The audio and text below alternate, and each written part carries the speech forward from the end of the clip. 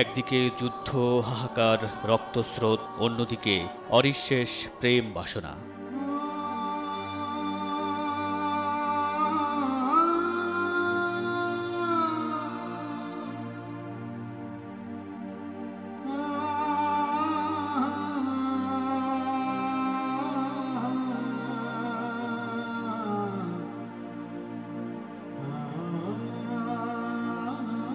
নিয়তির নিষ্ঠুর বেদনাবহ পরিণতির এক ধ্রুপদী আখ্যানের নাম বিষাদ সিন্ধু।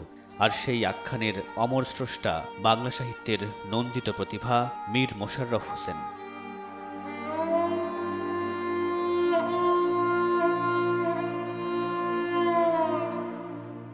১৯ শতকের প্রথমার্ধে বাংলা গদ্য সাহিত্যে মুসলিম লেখকদের শূন্যতা পূরণ হয়েছে তাঁরই হাত ধরে। রচনা করেছেন বসন্ত কুমারী, জমিদার দর্পণ, উদাসীন পথিকের মনের কথার মতো কালজয়ী লেখা।